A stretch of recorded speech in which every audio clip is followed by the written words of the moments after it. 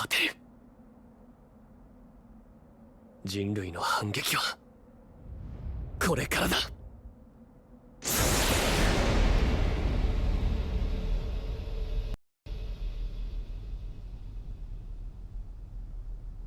Hello again, I am Blunty, and this is a brand new video game called Attack on Titan, also known in some territories, like Australia for instance, as Attack on Titan Wings of Freedom, or AOT Wings of Freedom. Now, it's not exactly a brand new game, I gotta be honest with you. It actually launched in Japan back in February early this year, only now getting an English release.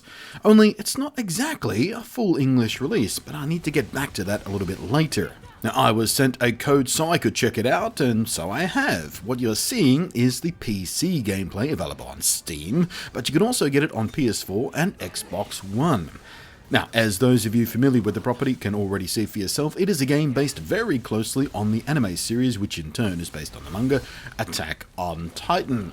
Set in a world where humans have retreated to walled and sectioned cities as a defense against the attacks of gigantic, nearly mindless humanoid monsters whose only real vulnerability is to slice their spine at the nape of their neck. And as such, a specialist military force has been created to train and engage young, highly agile soldiers in the use of special gas-powered grappling ultra-mobility gear, which is usually paired with a pair of swords featuring snap-off replaceable blades to ensure absolute sharpness at the critical strike moment. The anime uses all of this as a framing device for a pretty interesting set of character studies and some truly fantastic action sequences. I honestly don't think the anime is quite as sophisticated to have earned the amount of massive hype and fandom as it has, but it is a damn fine piece of work. I quite enjoyed it. The game, however, as you've been seeing for yourself, boils all this world building down to what basically amounts to an action brawler. You swing around towns and forests like a ninja Spider-Man, hunting down the Titans, chopping them to pieces, both to temporarily disable them long enough to get that critical neck-nape strike, and to earn bits and pieces of gubbin rewards with which you can spend at supply stores to upgrade your gear. Also, and spoilers for anyone actually interested enough in this game to be watching this video review but somehow hasn't seen the anime, there is a character who can mysteriously transform into a Titan-like giant himself to take on the monsters in a violent hand-to-hand clash. And basically, that's the game. The somewhat thinned out storyline is basically a retelling of the core events of the first season of the anime. But for fans, it is enjoyable to step into the shoes of various characters, and naturally each character you get to control has their own particular set of skills and abilities. Some are more agile, some are better fighters, some are better leaders so can call in the help of more NPC soldiers to fight alongside you. Some are capable of multi-combo attacks. And of course, there's the one where you get to fight as a gigantic angry berserker, which I'm telling you right now is terrific fun. Easily my favourite part. There's also some funny DLC stuff available, which was provided for me in the code that I was sent, and it is just cosmetic costume stuff, so yay, no silly pay-to-win microtransaction DLC crap here. Currently available, there's some summer festival costumes and weapon skins, like for example gigantic lollipop swords and Shinto shrine backpack gear, which I have to admit kind of sucks a lot of the serious face drama out of the battle in the game, but it is also exquisitely joyful to leap around town smashing Titans to pieces with gigantic lollipops for swords. Now, the gameplay mechanic itself is actually pretty solid. The mobility gear feels fantastic and easy to use. The easy comparison here is, of course, to any number of Spider-Man games, almost all of which got the web-slinging crap horribly wrong and painfully awkward and more than a bit frustrating in several of them. However, this feels intuitive and flows really nicely. I always go where I want it to go. Targeting is easy. You can swing around or zip into strike. You can switch between targeting buildings to get away or move closer, and the Titans and where you want to target the Titans. It's all really nicely done. The in-game camera sometimes gets in its own way a bit, but it's nothing too severe. The mapping, the radar system, the waypoints, all that kind of stuff are easy to understand and follow, so you've always got a good idea of where you need to go next and what you need to be doing. It all keeps the action flowing quite nicely, as you'd hope it would in a game like this. You'll face waves of titans of various sizes, you'll rescue teammates, you'll go on fetch quests, you'll protect stranded groups of villagers, and you'll perform various acts of brutal violence.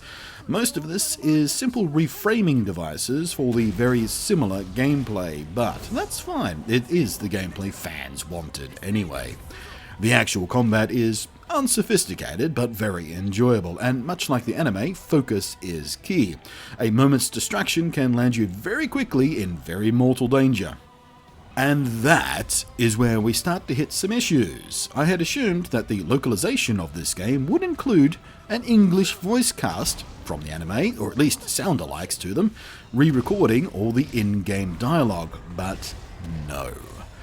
It is a comparatively lazy localization. The only option is subtitles, which is okay in the cutscenes, perfectly fine, no worries, but in battle, that's just stupid. It gets in its own way. How are you expected to read subtitles, which often include essential commands and directions for the ensuing battle from NPCs, while you are battling? If you stop somewhere to read the subtitles, you're a bloody puddle stamped into the ground. If you try and read the subtitles while you're swinging through the city, you smash into the side of a building, and heaven forgive you if you try and read battle strategy commands while in battle, because hi, you're a Titan snack now. It doesn't ruin the game, but it does make it a lot more frustrating, and it does take away from the game. You're in battle, you can hear the other characters screaming commands at you, desperate for help or their lunch orders. You can't tell, it's all in Japanese.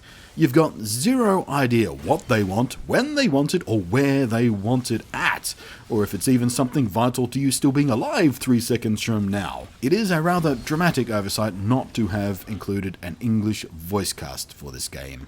Attack on Titan is a character-driven property, and if I have no idea what those characters are saying half the time, it can pull me right out of the immersion, if not land me in danger.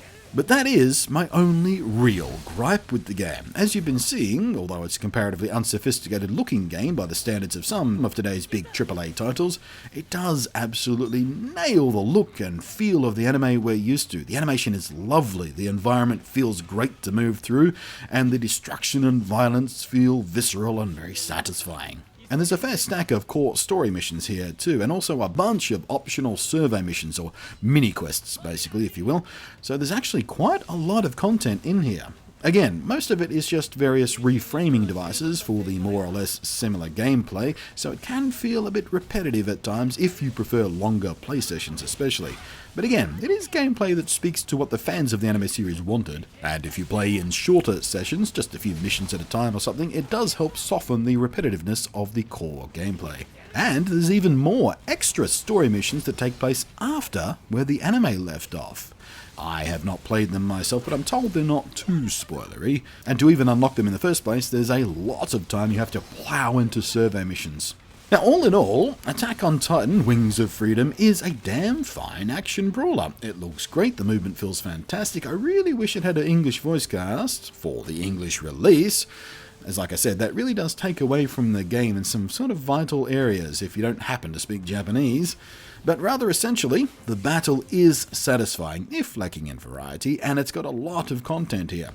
I'm not entirely convinced it's deep or sophisticated enough to fully justify the AAA level price tag it carries, but I suspect a lot of AOT fans will gladly pay it and feel no buyer's remorse at all. In the end, it is a game well worth checking out as far as I'm concerned. Game adaptations of movies and TV shows are often rather crap. We all know it, but here it is clear that great care was taken to honour the source material and protect the brand in a way that will satisfy the fandom. Perhaps not fully, but certainly sufficiently. Thanks for watching, I am Blunty, and I will catch you next time.